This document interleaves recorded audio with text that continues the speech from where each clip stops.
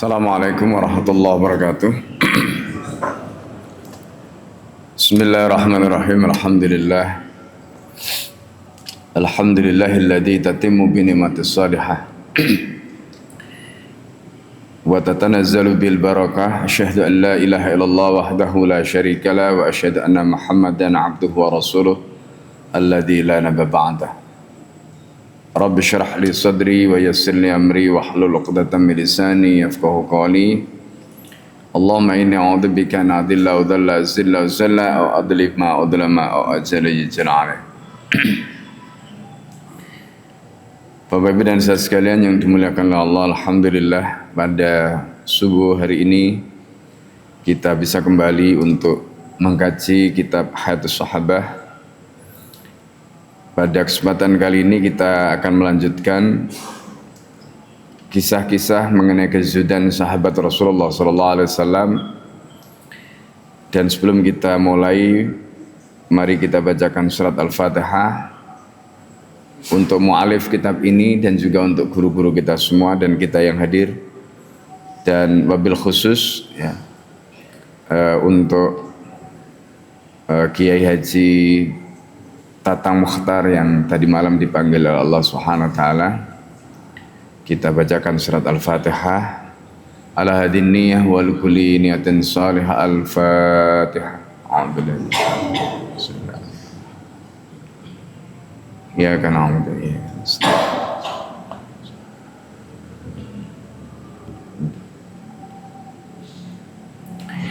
Bismillahirrahmanirrahim. Qala al-muallif rahimahullah nafa'ana bihi wa bi'ulumi fid dharain amin. Muallif kitab ini Al-Allamah Syekh Yusuf Kandahlawi di kitab Hayatus Sahabah ya, halaman 428. Beliau menjelaskan zuhdu Utsman ibn Affan radhiyallahu anhu, zuhudnya Utsman ibn Affan radhiyallahu anhu. Izaruhu radhiyallahu anhu wa naumu fil masjidi alal hasiri wa ta'amuhu. Jadi izaruhu itu seringkali kita gunakan terjemahnya di bahasa kita itu sarungnya. Jadi maksudnya pakaian bagian dalam. Radhiyallahu anhu, semoga Allah meridai beliau. Wa naumuhu fil masjidi, dan kisah tentang tidurnya beliau di masjid alal hasiri, di atas kerikil. Wa ta'amuhu, dan makanan beliau. Jadi kita tahu dulu Masjid Nabawi itu belum seperti sekarang ya. Jadi belum ada marmernya, belum ada granitnya ya, seperti sekarang. Jadi karena itu di sini disebutkan wa naumu fil masjidi alal hasiri wa ta'am, termasuk makanan beliau.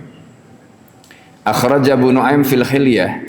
Abu Nu'aim telah mengeluarkan riwayat di dalam kitab Hilyatul Auliya juz yang pertama halaman 60. Jadi kitab Hilyatul Auliya ini, Bapak Ibu sekalian, itu adalah kitab yang membahas ya tentang banyak riwayat hadis ya, disebutkan di sini oleh Abu Nu'aim. Nah, termasuk juga kisah-kisah sahabat dan sebagainya. Karena kitab ini cerita tentang para wali ya. Jadi kitab ini cerita tentang para wali. Jadi bagaimana kisah hidup mereka, bagaimana ucapan-ucapan mereka itu dipotret oleh Abu Nu'aim di dalam kitabnya ini. Kitab Hilyatul Auliya ini salah satu kitab rujukan yang sangat penting ya, kalau kita bicara tentang tasawuf ya, itu salah satu rujukan paling penting dan termasuk disampaikan di dalam bentuk riwayat, karena memang Abu Nu'aim ini adalah seorang ahli hadis ya, dan kitabnya beliau ini kemudian diringkas oleh Al-Hafidh Ibnul Jauzi ya, jadi awalnya ini 4 jilid ya, kemudian diringkas menjadi 2 jilidan.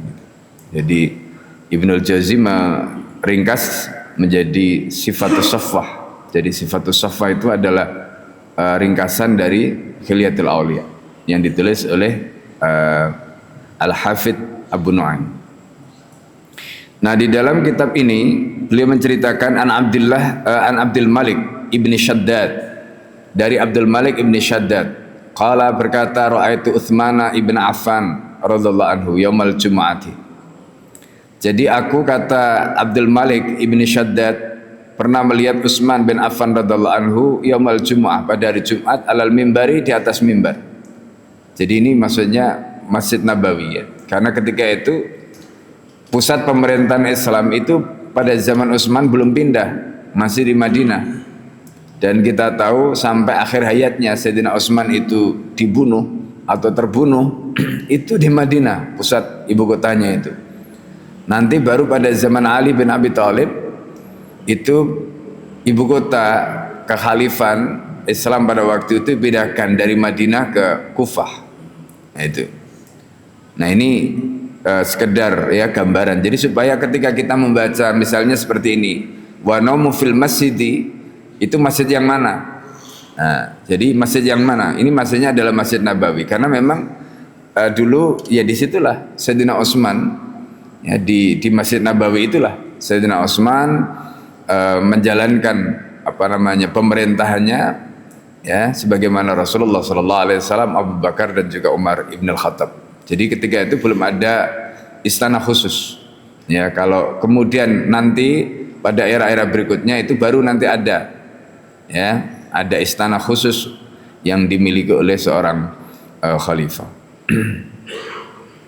Nah, jadi di sini disebutkan bahwa Abdul Malik bin Shaddad itu ketika melihat Utsman ibn Affan radhiyallahu anhu pada hari Jumat berada di atas mimbar Rasulullah itu, izarun alaihi izarun adani ya.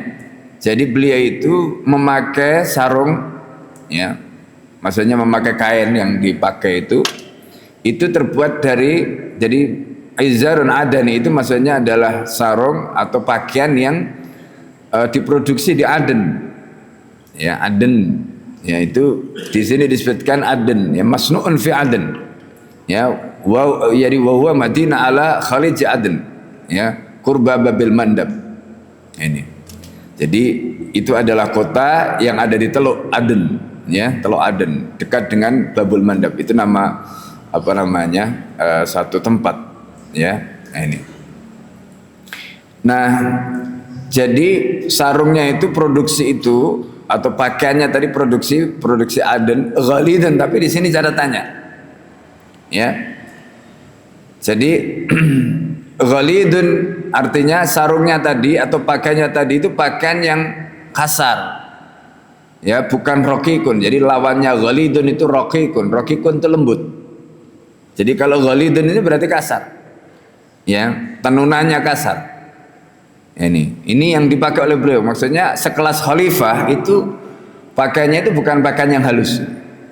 Jadi sekelas khalifah, kepala negara, dan Utsman itu bukan hanya sekedar khalifah, beliau itu pengusaha sukses, kaya raya.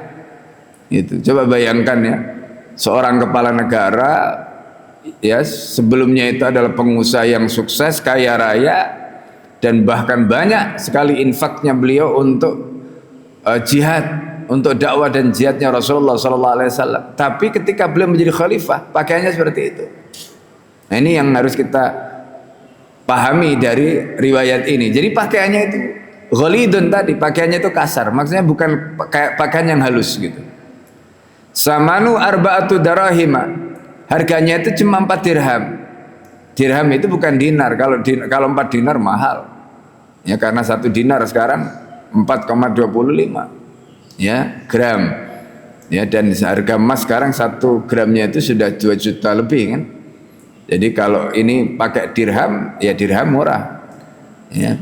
Nah, hanya memang apa namanya kalau kita bicara dalam konteks ini ya, dulu pada zaman Islam itu kan memang mata uang itu nggak mengalami inflasi ya, nggak seperti kita sekarang mata uangnya mengalami inflasi.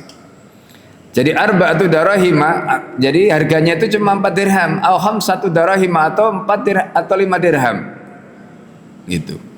Nah, ini yang disebutkan di sini, waraitatun kufiyun mumasyaqah ya, waraitatun di sini disebutkan ya. Jadi kullu mula'amah ya, kullu mula'a laysat binafisin ya, wa qila kullu thawbin raqiqin layinin ya. Jadi Di situ disebutkan beliau bukan hanya memakai izar, tetapi juga pakaian yang raito itu pakaian juga, ya. Kufiyatun, ya kufi itu apa namanya, kufah, ya, dinisbatkan kepada tempat. Jadi maksudnya pakaiannya itu juga bukan pakaian yang mahal, ya. Jadi selain izar tadi, izar itu adalah pakaian bagian bawah, ya. Nah, raitoh di situ itu pakaian yang beliau pakai yang lain, dan itu juga disebutkan di sini tidak mahal. Ya, laisat binafisin, bukan yang mahal, bukan yang apa namanya wah begitu. Mumasyaqqah. Nah, di sini disebutkan mumasyaqqah itu adalah masbughah bil mashq, ya. At-tinil ahmar. Jadi maksudnya pakaiannya itu dicelup. Ya, dicelup. Kalau zaman dulu belum ada pewarna seperti sekarang. Jadi yang dipakai di sini disebutkan at-tinil ahmar. Jadi apa namanya? Tinil ahmar itu, tin itu adalah apa? Tanah gitu ya. Jadi yang warna merah. Nah, itu yang masukkan ke air kemudian dipakai untuk nyelupkan kain tadi itu sehingga warna kainnya tadi itu warnanya merah, menjadi merah. Jadi masbugha itu maksudnya dia dicelup, diwarnai dengan warna itu. Wa anil Hasan, dan dari riwayat tadi kita bisa menggambarkan bahwa Sayyidina Utsman sekelas seorang khalifah, kepala negara dan pengusaha yang sukses, tetapi pakaiannya murah. Nah, itu poinnya. Ya, ini poin yang ingin diceritakan oleh Al-Allamah Asy-Syaikh Yusuf Al-Kandahlawi. Jadi poinnya di situ, seorang khalifah, pengusaha sukses, kaya raya, tetapi masya Allah ketika menjadi khalifah pakaiannya sangat murah, pakaiannya sangat sederhana. Nah, ini. Kemudian wa anil Hasan, dari Al Hasan wa su'ila anil qailin fil masjid. Dan diriwayatkan dari Hasan, kemudian beliau ditanya tentang al-qail. Qail itu orang yang tidur qailulah di masjid. Ya, orang yang tidur qailulah di masjid. Al-qailina fil masjid, orang yang tidur qailulah di masjid. Qailulah itu adalah tidur sebelum zuhur. Jadi antara jam 11 sampai jam 12 karena waktunya singkat. Ya, itu qailulah.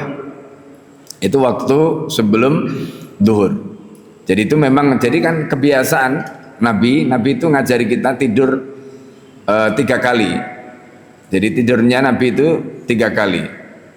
Pertama, ya kalau kita hitung ya caranya Nabi tidur ya, pertama itu kalau kita mulai dari qailullah tadi itu tidur sebelum zuhur. Ya, tidur qailullah ini salah satu fadilahnya supaya kita itu bisa sholat tahajud. Nah, itu salah satu fadilahnya. Dan apa namanya, memang badan lebih seger kalau tidur qailullah itu, ya. Makanya ini yang juga kita terapkan di pesantren. Jadi santri itu pokoknya jam 11 itu harus selesai KBM. Kemudian setelah itu mereka wajib tidur qailullah sebelum mereka bangun makan siang kemudian sholat zuhur. Nah, itu subhanallah, ya. Nah, karena malam kita bangunkan mereka jam 2 untuk qiyamul lail. Nah, ini. Nah, kemudian yang kedua itu tidurnya Nabi, ya, tidurnya Nabi. Jadi kebenaran qailullah. Kemudian yang kedua itu tidur malam setelah Isya itu, ya. Nah, jadi tidurnya itu tidak larut tidurnya Nabi, ya. Dan kalau kita sekarang perhatikan ya, jadi misalnya banyak penelitian membuktikan tubuh kita itu memang mengalami proses yang namanya regenerasi sel. Nah, regenerasi sel itu yang paling bagus, ya. Kalau kita tidur itu maksimal itu jam 10 atau jam 10.30. Jangan lebih dari itu. Karena proses recovery tubuh kita itu terjadi di jam-jam itu. Itu jamnya tubuh kita harus istirahat. Nanti sampai jam 2, ya, jam 1 itu sudah ada selesai proses regenerasi sel, ya. Jam 2 bisa bangun qiyamul lail, ya. Nanti sebelum subuh, ya, katakanlah misalnya tadi untuk tidur, kemudian setelah itu katakan misalnya jam 2 sampai jam 2 kemudian kita qiyamul lail. Nanti setelah itu ya menjelang subuh itu tidur lagi. Menjelang subuh tidur lagi. Jangan tidur setelah subuh. Jadi tidurnya itu sebelum subuh. gitu. Ya, jadi habis qiyamul lail, baca Quran, selesai semua, tidur dulu. Kira-kira setengah jam lah gitu. Jangan lama-lama. Itu sudah cukup badan itu. Nanti kemudian setelah itu, setelah subuh, jadi pada saat subuh sholat, ya kan? Sholat jamaah dan sebagainya. Setelah subuh jangan tidur lagi. Jangan tidur lagi. Justru setelah subuh tidur itu nggak bagus untuk kesehatan dan juga nggak bagus untuk rezeki. Karena malaikat Mikail itu datang melihat ya mana hamba-hamba Allah ini yang sholat subuh, hamba-hambanya Allah ini yang kalau dulu di pesantren itu diajari sama kiai itu harrik yadak farzuk, kamu gerakkan tanganmu waktu subuh, jangan tidur supaya rezekimu datang. Karena malaikat ya yang membagi rezeki ya itu waktu subuh itu melihat kita ya tidur sedang bekerja. Itu cara Nabi tidur. Jadi ngajari kepada kita 3 cara tadi itu. Jadi pertama tadi qailullah, kemudian tidur setelah isya, kemudian menjelang subuh ya. Jadi menjelang subuh. Jadi setelah salat tahajud dan sebagainya tadi kemudian tidur. Nah ini. Nah itu kebiasaannya. Kemudian faqala, lalu kemudian sahabat tadi yaitu Al Hasan tadi mengatakan ra'aitu Utsman ibn Affan radhiyallahu anhu. Aku melihat Utsman ibn Affan radhiyallahu anhu yakilu di sini maksudnya tidur kailulah. Fil masjid, di Masjid Nabawi, wa huwa yauma idzin khalifatun, padahal ketika itu beliau itu seorang khalifah. Coba bayangkan, seorang khalifah tidur kailulah di masjid. Nah ini Masya Allah. Ya itu sama seperti riwayat Umar bin Khattab kan begitu. Ada utusan dari Romawi datang, tidur kailulah di bawah pohon. Ya kan? Di kebun kurma Umar bin Khattab. Utsman bin Affan tidurnya di dalam masjid. Jadi nggak ada pas pampres. Ya, pasukan yang menjaga beliau itu. Nah, jadi ini gambaran tentang betapa sederhananya kehidupan mereka, betapa luar biasanya. Jadi bersahajanya kehidupan mereka, dekatnya mereka dengan rakyat, dekatnya mereka dengan masyarakat itu tidur ya di masjid qailullah. Nah ini yang dilakukan oleh Utsman ibn Affan. Kemudian berkata perawi ini wa yaqumu, ketika itu Utsman bangun. Wa atharul hassa bi janbihi, dan bekas-bekas kerikil, karena Masjid Nabawi itu ketika itu kan belum dipasang marmer seperti sekarang, nggak ada karpet empuk kayak begini. Ya kan, sehingga yang nempel di lambung sebelah kanannya, karena kan tidur itu kalau ikut Nabi itu kan miring sebelah kanan kan, lambung kanan ini yang di sebelah yang di bawah gitu. Nah, itu juga tidur ala Rasulullah sallallahu alaihi wasallam. Jadi jangan tidur miring sebelah kiri. Ya kan? Posisi jantung itu di sebelah kiri. Jadi kalau kita tidurnya miring sebelah kiri itu peredaran darahnya kurang lancar, tapi kalau kita miring tidur di sebelah kanan ya itu justru melancarkan peredaran darah, termasuk juga suplai oksigen ke otak gitu. Makanya kalau tidurnya itu benar, itu habis tidur itu betul-betul fresh gitu ya, jantungnya sehat, suplai oksigen ke otak juga sehat. Itu yang diajarkan Rasulullah, dan ini ditiru oleh para sahabat ya, ini ditiru oleh para sahabat, Masya Allah.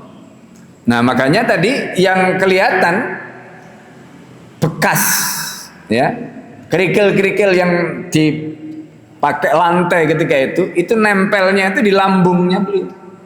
Itu kelihatan itu bekasnya. Karena memang nggak ada alas seperti hari ini di Masjid Nabawi. Nah itu makanya beliau mengatakan perawi hadis ini wa yaqumu, dan ketika beliau bangun wa atharul hassa bi janbihi. Jadi bekas-bekas kerikil itu nempel di lambung beliau. Qala fayuqalu hada amirul mu'minin, kemudian berkata perawi hadis ini, fayuqalu, ada mengatakan inilah amirul mu'minin, coba inilah amirul mu'minin, wa hada amirul mu'minin, dan inilah amirul mu'minin, dikatakan insyaallah.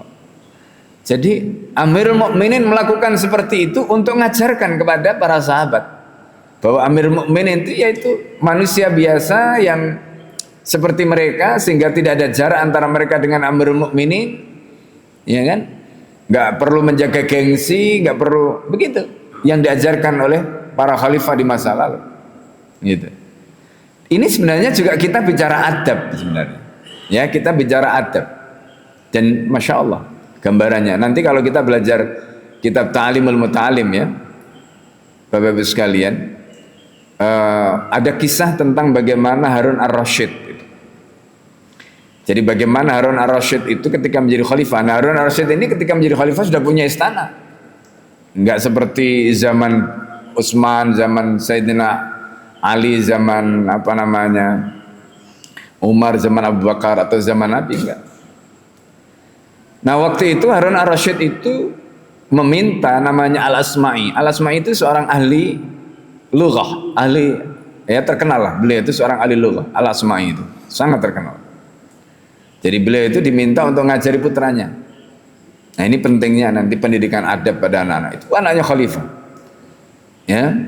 Apa yang beliau suruh Al-Asma'i untuk mendidik putranya, sang khalifah tadi itu. Nah, itu mulai dari ngajari ya, baca, ngajari lughah, ngajari sampai adab. Jadi gurunya itu bukan hanya ngajari satu fan ilmu, tapi banyak fan ilmu, banyak disiplin ilmu, termasuk diantaranya adab. Ada satu kisah menarik di situ dalam kitab Ta'limul Muta'alim, itu ceritakan oleh Imam Az-Zarnuji. Jadi suatu ketika Al-Asma'i itu wudu ya. Kemudian putra sang khalifah itu membawakan air gitu untuk gurunya ini, ya, jadi untuk gurunya. Ketika khalifah itu melihat putranya itu mengguyurkan air untuk gurunya tadi, sang khalifah ini marah. Marahnya begini, saya itu menyuruh Anda untuk ngajari anak saya adab, katanya. Itu khalifah ya, untuk menunjukkan betapa khalifah ini Masya Allah perhatiannya kepada pendidikan. Ya, Harun ar-Rasyid. Kenapa? Itu padahal kan sudah, kalau menurut kita itu udah bener lah gitu. Bagaimana anaknya khalifah itu membawakan air, terus gurunya itu berwudu dengan air yang kata khalifah enggak. Kenapa Anda tidak menyuruh anakku untuk membasuh kakimu dengan tangannya? Coba. Jadi yang diinginkan oleh khalifah itu bagaimana putranya itu melayani gurunya. Jadi kalau sekarang lagi viral kan kemarin Lirboyo dipakai ya, dinarasikan begitu rupa oleh salah satu stasiun televisi ya, dengan sangat negatif. Itu memang keterlaluan. Itu nggak pantas. Jadi seolah-olah apa yang dilakukan oleh santri di pesantren kepada kiainya, kepada gurunya itu seperti perbudakan. Itu karena memang otaknya yang bikin narasi tadi itu nggak pernah mondok, jadi nggak tahu dunia pesantren, nggak tahu hubungan antara guru dengan murid, nggak tahu. Nah, itu yang terjadi hari ini. Di sisi lain kita melihat kemarin ada kasus di Banten ya kan, bagaimana anak merokok kemudian ditampar kepala sekolahnya karena sudah keterlaluan gitu. Nah, celakanya kemudian kepala sekolahnya justru malah diberhentikan. Jadi inilah kondisi kalau kita bicara adab. Jadi kalau zaman dulu itu khalifah itu, jadi mulai dari khalifah sampai ke bawah itu mereka pejabat-pejabat itu menjadi contoh adab. Makanya ketika Utsman bin Affan memilih kehidupan seperti tadi, itu sedang mengajarkan adab kepada rakyatnya gitu. Umar bin Khattab juga begitu, mengajarkan adab pada rakyatnya. Sehingga kalau tadi ada ungkapan hadza amirul mukminin, itu mereka melihat contoh itu pada amirul mukminin gitu. Ya. Nah, ini Masya Allah. Ya. Nah, jadi kalau kita hari ini pendidikan kita hancur gak karu-karuan, itu ya karena keteladanan itu gak ada dari atas ke bawah. Padahal pendidikan itu yang paling penting selain knowledge ya, konsep, itu adalah keteladanan gitu. Ketika keteladanan itu tidak ada, hancur. Nah, hari ini yang masih memberikan keteladanan terbaik itu ya di pesantren. Nggak ada lagi. Kalau kita lihat di luar pesantren itu yang sehebat pesantren itu nggak ada sekarang. Kalau kita bicara soal bagaimana menanamkan nilai, bagaimana menanamkan, begitu melihat pesantren seperti itu, kemudian ya bahwa kemudian ada in case 1-2 kasus itu, ya itu manusia tidak ada yang sempurna. Tapi hari ini kalau kita bicara adab, ya itu memang yang masih bertahan itu di pesantren.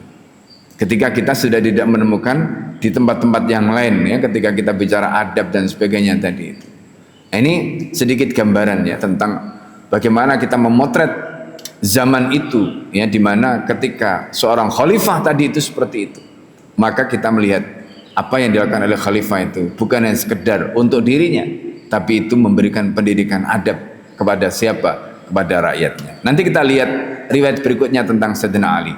Wa akhrajahu Ahmadu kama fi sifatis saffah. Nah ini. Dan hadis ini dikeluarkan oleh Imam Ahmad sebagaimana dalam kitab Sifatis Saffah. Tadi kita sudah sebutkan Sifatis Saffah itu adalah ringkasan dari Khilyatul Auliya yang ditulis oleh Al-Hafidz Ibnul Jauzi. Sifatis Saffah itu ditulis oleh Al-Hafidz Ibnul Jauzi, kalau Khilyatul Auliya itu ditulis oleh Abu Nuaim. Ya, makanya beliau sebutkan sebagaimana disebutkan di dalam kitab Sifatis Saffah. Kemudian wa an Surahbil ibni Muslim, dan dari Surahbil ibni Muslim anak Utsman radhiyallahu anhu kana yut'imun nasa ta'amal imarah. Jadi Utsman ibn Affan ketika itu memberikan makan kepada orang, kepada manusia, ta'amal imarah. Di sini disebutkan ta'amat tayyib alladhid. Ta'amal imarah itu adalah makanan yang lezat, yang bagus.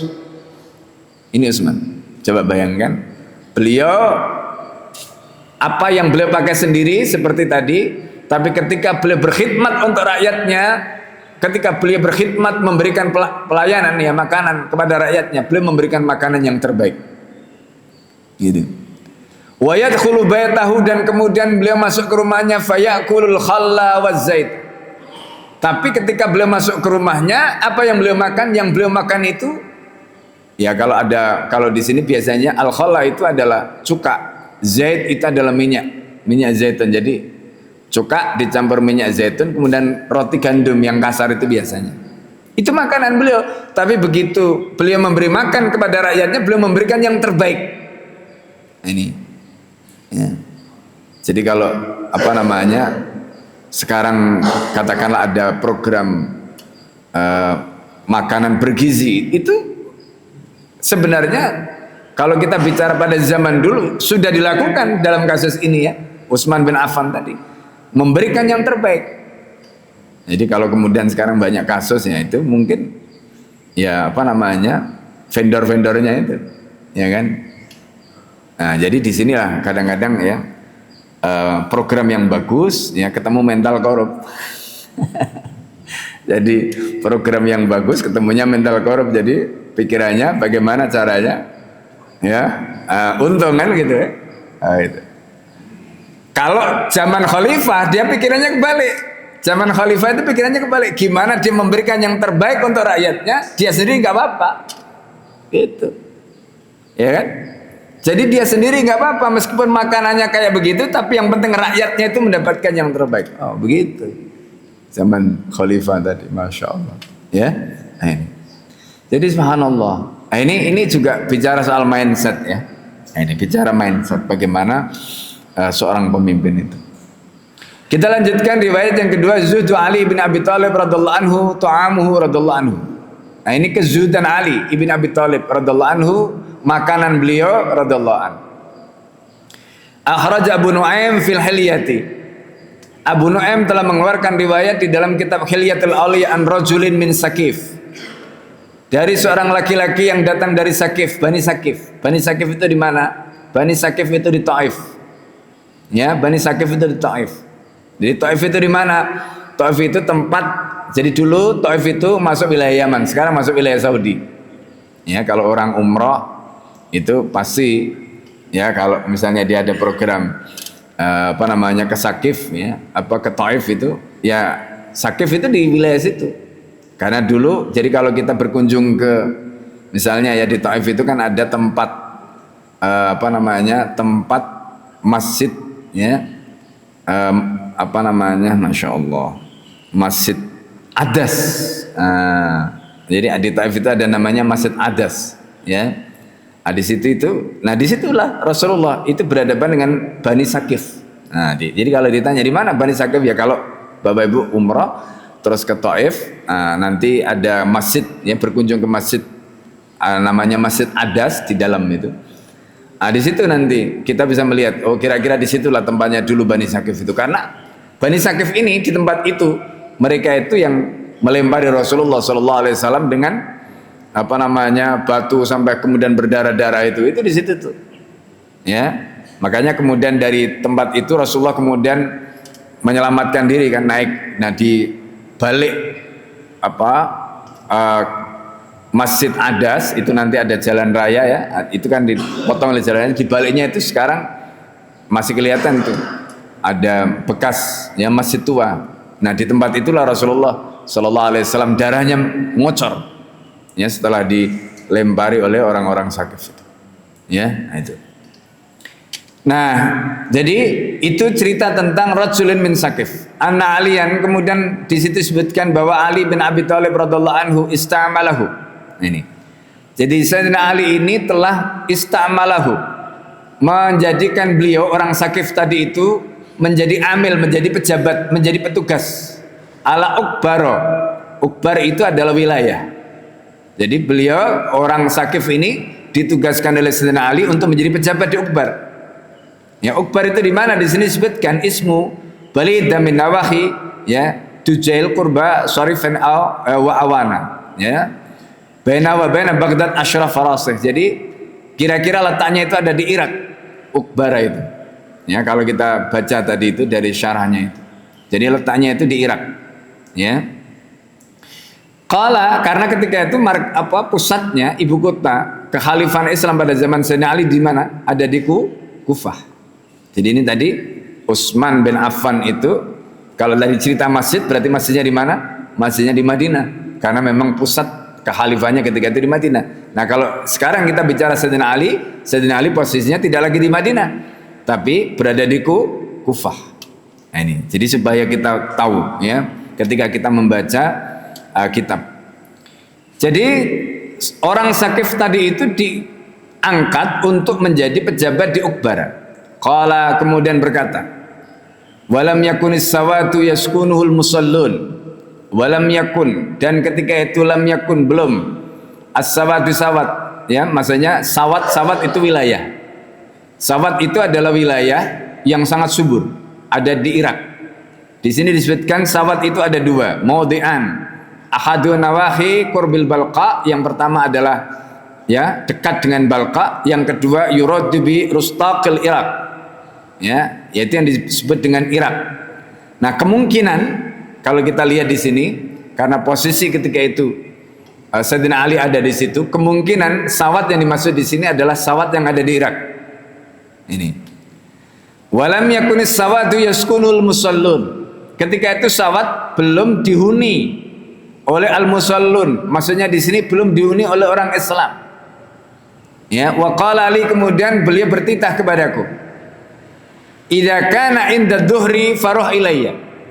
Nanti kalau waktu duhur, katanya, faruh ilayya, kamu datang kepadaku. Ya kan? Kalau waktu duhur kamu datang kepadaku. Faruhtu ilaihi, maka kemudian aku pun datang kepada beliau, menghadap pada beliau.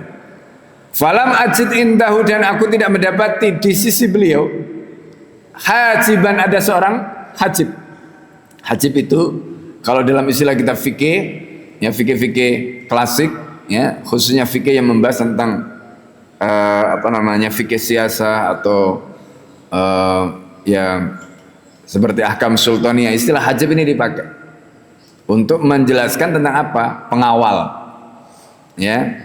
Jadi kalau di sini disebutkan, aku tidak mendapati ketika itu beliau ada pengawalnya, ada ya kayak tadi pas pampresnya, gitu. Nggak ada. Yahbisuni, yang menahan aku, anhu dari beliau, dunahu. Ya, yahbisuni anhu dunahu, maksudnya yang menahan aku sehingga aku tidak bisa menemui beliau. Nggak ada, bebas hambatan. Ya, nah ini. Jadi seorang petugas dari Sakif tadi itu menemui Sayyidina Ali dengan mudahnya.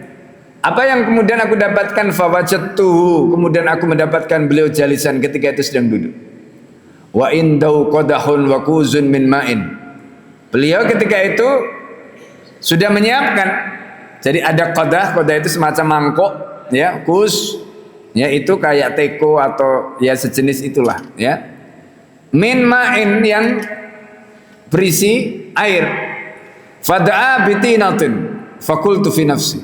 Kemudian beliau memanggil, ya. Jadi memanggil pelayannya untuk, di sini tina itu disebutkan dobiyah, ya.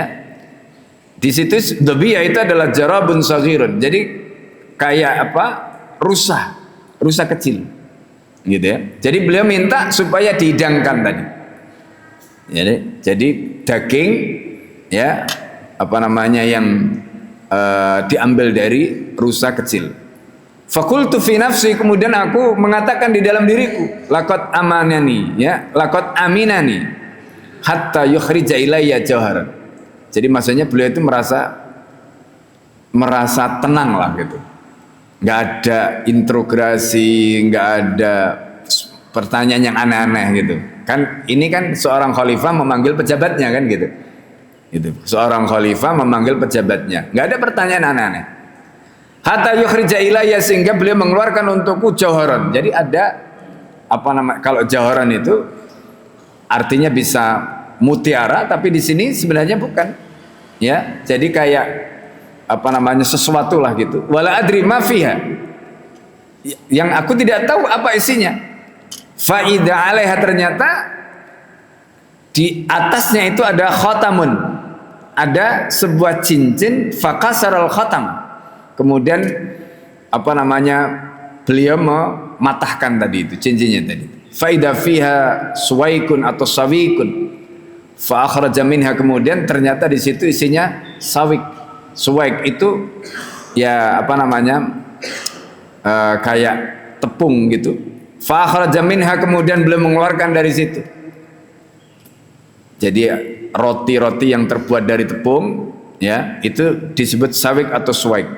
Fasabba fil qadah, lalu kemudian beliau tuangkan di dalam mangkok tadi itu. Fasabba alaihi ma'an, lalu beliau tuangkan airnya. Fasyariba wasaqani, beliau minum dan kemudian beliau menuangkan untuk.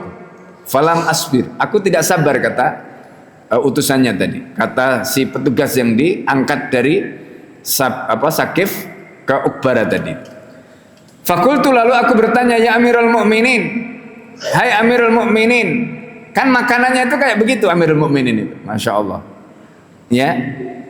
Ini pejabat yang ada di, pejabat yang diangkat di Ukbara tadi itu tanya, penasaran gitu, Mas Amirul Mukminin makanannya kayak gini gitu. Ya Amirul Mukminin, atas tahu hada bil Irak, apakah anda melakukan ini di Irak? Wa ta'amul Irak aktsar min dalika, sementara makanan di Irak itu lebih dari ini. Karena Irak itu lebih subur daripada Madinah, lebih subur dari Hijaz, gitu.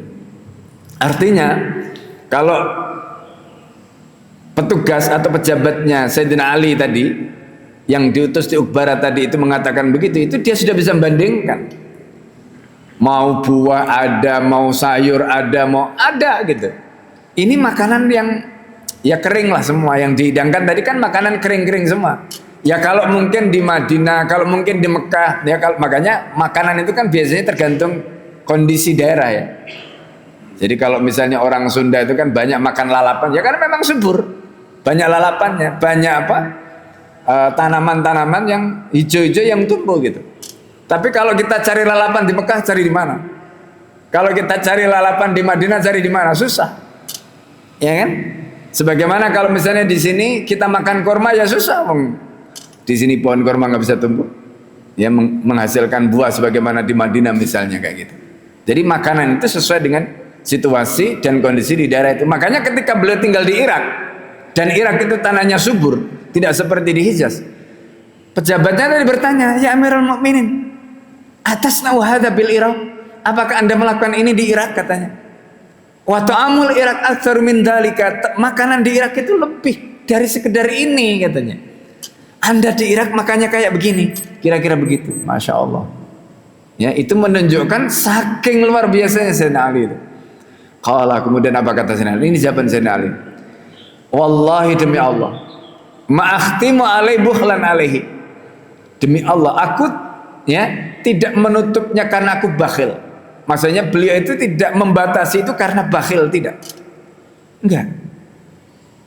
Ya, kalau beliau mau belanja untuk membelanjakan untuk makanan tadi beliau bisa.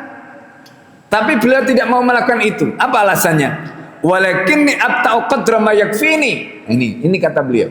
Tapi aku akan membelanjakan uang ini sesuai dengan apa yang cukup untuk kebutuhanku saja. Selesai. Masya Allah. Itu filosofi kenapa Sayyidina Ali ketika menjadi khalifah di Irak, di mana Irak tadi itu dipenuhi dengan kemewahan, ya, tanahnya subur, banyak makanan yang Masya Allah, tapi makanan beliau masih tetap seperti itu. Sebagaimana ketika beliau di Madinah, sebagaimana ketika beliau, ya, bersama Rasulullah Shallallahu Alaihi Wasallam. Subhanallah. Itu alasan beliau. Fa'akhafu ayafna. Aku takut semuanya itu akan hilang. Fayusna'a min ghairihi, kemudian akan dibuat, akan diciptakan yang lain. Wa inna ma khifdi lidzalika. Aku hanya mempertahankan untuk itu. Ya, wa akrahu an udkhila batni illa tayyiban. Nah, ini juga alasan beliau yang lain. Dan aku tidak ingin memasukkan makanan ke dalam perutku kecuali yang aku pastikan thayyib. Masya Allah. Makanya Pak, ini sedikit kisah ya. Subhanallah. Jadi kalau ingat begini nih, Imam Nawawi itu Pak, beliau diwafatkan oleh Allah usianya muda, sekitar 40 tahun beliau itu wafat. Tapi Masya Allah, waktunya Imam Nawawi itu barokah. Di usianya yang muda seperti itu, beliau karyanya luar biasa, Imam Nawawi. Kemudian Imam Nawawi ini punya banyak karomah Pak. Salah satu karomahnya beliau itu faktornya apa? Di antaranya karena beliau itu menjaga makanan. Beliau itu aslinya kan, ya, beliau itu kan dari Nawa, itu wilayah di Suriah ya. Ya, wilayah di Suriah. Suriah kita tahu ya, itu kan Masya Allah subur, makmur lah wilayahnya itu, sampai disebut sebagai Jannatul, ya, Jannatullah fil ardi, surganya Allah di muka bumi itu ya, ya apa namanya, wilayah Suriah. Tapi di satu sisi di wilayah beliau Suriah tadi itu karena dulu merupakan pusat pemerintahan Islam pada zaman Bani Umayyah. Di situ tuh banyak sekali wakaf Pak, banyak sekali wakaf. Nah beliau itu nggak mau makan, jadi ketika dihidangkan yang nggak jelas gitu, khawatir jangan-jangan ini nanti diambilkan dari wakaf. Subhanallah, sampai begitu Imam Nawawi itu, ya, saking hati-hatinya. Padahal kan ini halal gitu, ini halal. Subhanallah, ya. Jadi makanya ini penting juga bagi kita ya. Jadi beliau itu menjaga betul ya terhadap makanan yang masuk ke dalam perutnya tadi. Sampai kalau tahu tadi itu ya bahwa ini, meskipun itu sudah bisa dipastikan bahwa apa yang disampaikan, apa yang diberikan pada beliau itu halal, tapi karena umumnya di tempat tadi itu banyak, ya, entah itu propertinya, entah itu lahannya, entah itu apanya itu dari wakaf, maka beliau itu menjaga tidak makan karena khawatir memakan harta wakaf tadi. Masya Allah, sampai begitu. Ini makanya ini pelajaran bagi kita. Nah ini contoh yang diajarkan oleh beliau tadi itu. Wa akrahu an udkhila batni illa tayyiban, dan aku tidak mau untuk memasukkan di dalam perutku kecuali yang thayyib. Ini kecuali yang thayyib, kecuali yang bersih. Subhanallah. Nah, ini ya, itu alasan beliau. Nah, thayyib di sini apa? Bisa sumbernya, bisa jenis makanannya. Makanannya mungkin thayyib, tapi sumbernya dibeli dari uang apa? Itu beliau jaga betul. Jadi kadang-kadang ya itu dari contohnya Imam Nawawi itu dihidangkan makanan yang thayyib, tapi karena khawatir, ini syubhat, khawatir jangan-jangan ini diambil dari harta wakaf, khawatir, beliau nggak mau. Subhanallah. Sampai begitu. Ya, kalau kita lihat itu pelajaran-pelajaran yang bisa kita ambil dari para sahabat, dari kisah Imam Nawawi tadi yang begitu luar biasa, masya Allah ya. Nah, ini.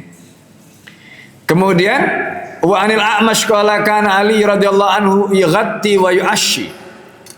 Ali bin Abi Thalib itu biasa yughatti, ya, itu makan siang, wa yu'ashi makan malam atau makan petang, wa ya'kulu wa min syai'in yaji'uhu minal Madinah. Coba Sayyidina Ali itu makan siangnya, makan malamnya, dan yang beliau makan itu adalah sesuatu yang beliau bawa dari Madinah.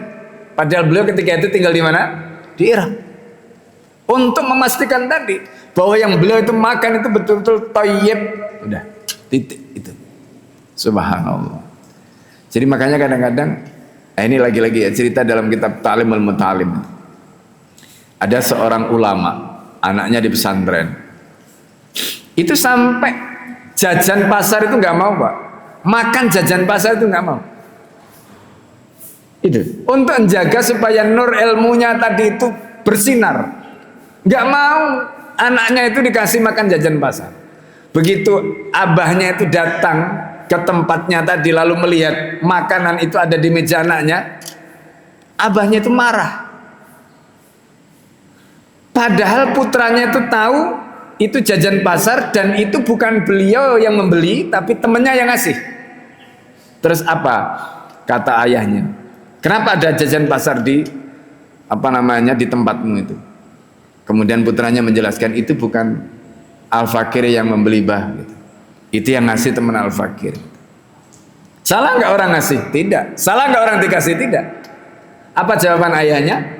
Ayahnya mengatakan begini, kalau temenmu tidak tahu kamu suka jajan pasar, kamu pasti nggak akan dikasih. Berarti apa?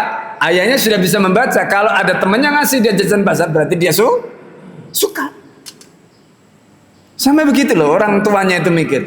Lah kalau kamu sudah suka sama jajan pasar, ya wassalam ilmumu. Sampai begitu.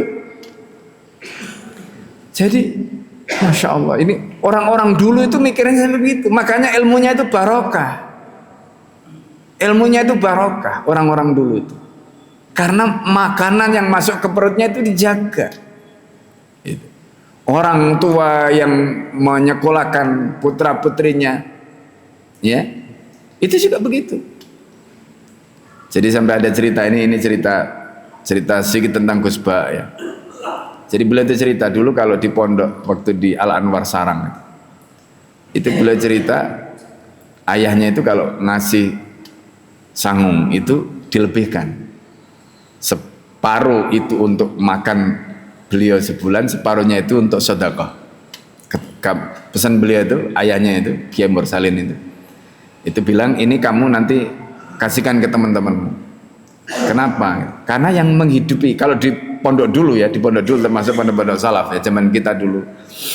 Ya, itu memang nggak ada makan itu disiapkan dari pesantren. Santri itu masak sendiri-sendiri. Ya, santri itu masak sendiri-sendiri. Nah kalau santri itu masak sendiri-sendiri kan biasanya kan uangnya kan nggak cukup dari orang tuanya itu. Akhirnya paling setengah bulan, nanti setengah bulan siapa yang ngasih makan? Dia itu. Yang ngasih makannya teman-temannya. Nah makanya orang tuanya itu saking masya Allah itu selalu mengirimi ya uang sakunya tadi itu dilebihkan, pesannya ini untuk sedekah ke teman-temanmu. Kenapa? Selalu begitu karena memang yang menghidupi itu adalah teman-temannya. Itu memang begitu tradisi di pesantren dulu. Ya, ini masya Allah. Nah ini juga bagian dari sikap-sikap ya waro yang kemudian ditunjukkan oleh orang-orang dulu sehingga ya anak-anaknya jadi gitu ya.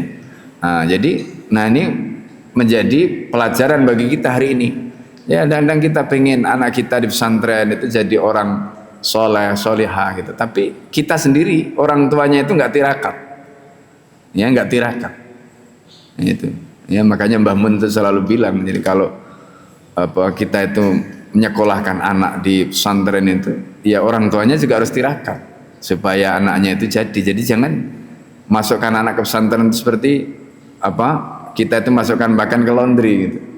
Nah itu yang salah. Akhirnya apa ya udah kan sudah di laundry ya, dilepaskan masuk ke laundry, tahu-tahu bersih kan. Orang tua kan maunya begitu, terima anaknya itu bersih. Ya nggak bisa. Ya nggak bisa seperti itu. Nah ini kembali lagi ke apa yang disampaikan Sayyidina Ali. Jadi saking luar biasanya Sayyidina Ali tadi.